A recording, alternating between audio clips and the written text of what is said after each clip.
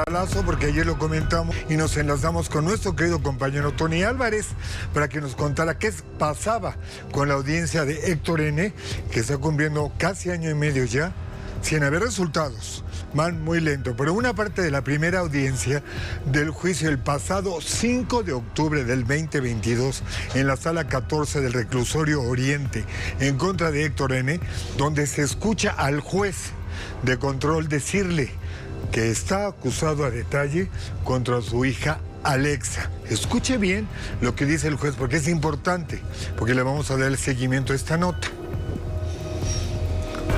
El acusado la castigaba provocándole miedo a la menor, ya que creía que el acusado podría violarla o tocarla en otra parte de su cuerpo por grupo de violencia. Cuando la menor de iniciales APH tenía 13 años, en el año del 2015, al encontrarse la víctima en el interior del departamento que ocupaba el acusado, al encontrarse en la sala de televisión, el acusado pone su brazo de costado donde se encontraba la menor y procede a realizar el tocamiento sexual de sus senos con la palma de su mano, diciéndole al acusado que era sin querer. Sin embargo, lo realizaba muchas veces en días y en diferentes lugares. Las últimas ocasiones que el acusado le realizó tocamientos sexuales y productos de la menor víctima de iniciales APH fue en el año 2016, cuando la menor tenía 14 años, sin recordar fechas, ya que eran muy constantes las agresiones de vinculación sexual, realizándole tocamientos en senos, por lo que empezó a notar que lo que le hacía el acusado era algo indebido. Incluso, posterior a la agresión, le daba regalos a la menor víctima para que se tranquilizara y para que no dijera nada, realizando el acusado inclusive conductas de recriminación hacia la menor, manifestándole que la había engendrado de una forma egoísta, trataba como mala y estorbosa. El Ministerio Público refiere que estos hechos se describen normativamente como abuso sexual cometido a menor.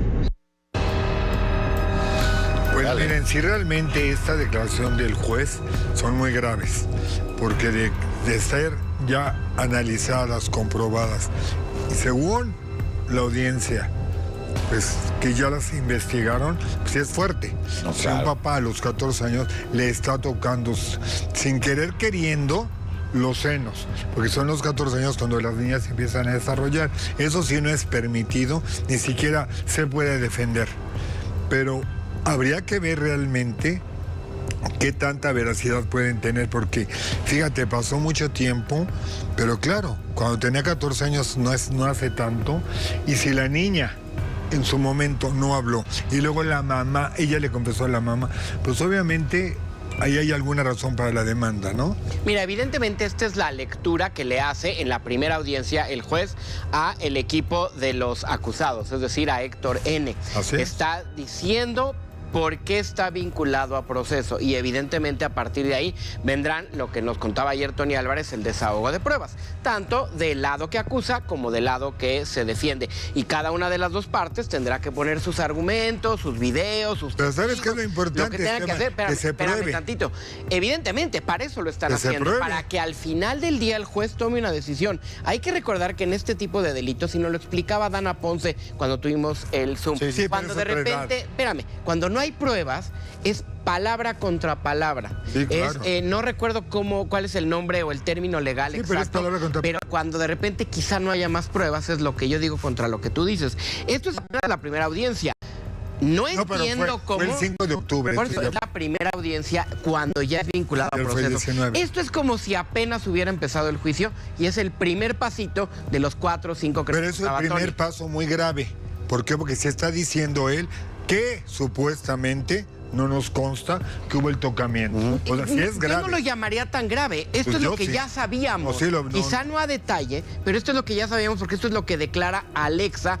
Le hizo pero yo no lo sabía completo, y te voy a decir algo, no me consta. Bueno, yo no es que esto tampoco nos consta, es el principio del juicio. Lleva más de un año. En año y julio medio, 2020, año y casi medio. año y medio preso en el reclusorio Oriente, este señor Héctor. Tuvo la oportunidad en ese año y medio de hacer un juicio abreviado, explicaron los abogados afuera de la audiencia.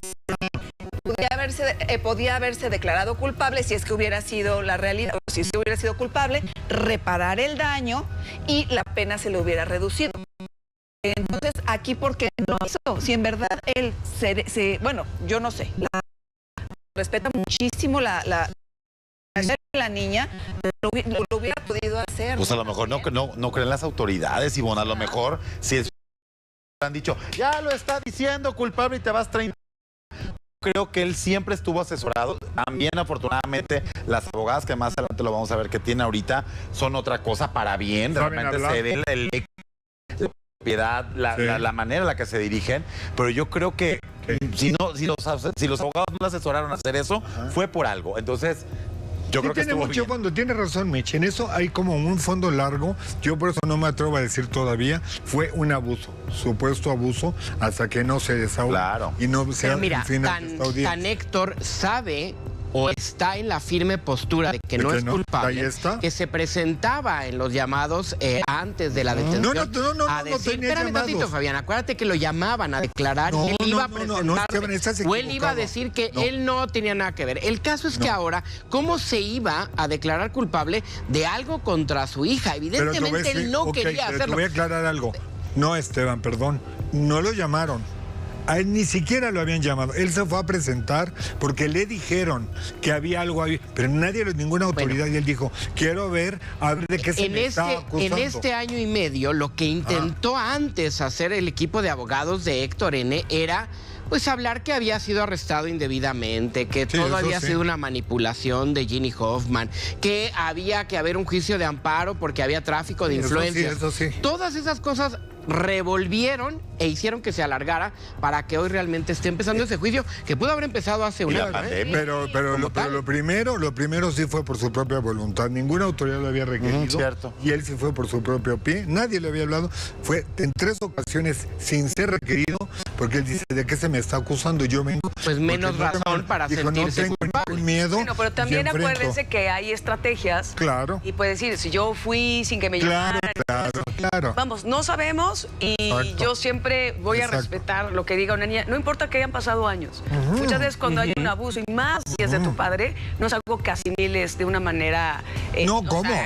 rápida. Yo creo que puedes tardar años e incluso hay gente que nunca. Yo te digo algo, no, y la chamaca queda marcada de por vida. Claro. Claro. De desgracia en la vida, punto. Yo no desacredito lo que dice Alexa, más que al momento de yo escuchar los audios en donde Ginny Hoffman sigue a tener un control psicológico sobre ella, ya me da dudar. O sea, Está cañón. te digo, porque todo puede pasar. Ustedes saben que hay niñas que han sido manipuladas para que digan cosas. Lo vimos con Sergio Andrade, que las niñas salieron de Brasil y regresaron diciendo, Sergio era bien bueno, Sergio no nos hacía nada.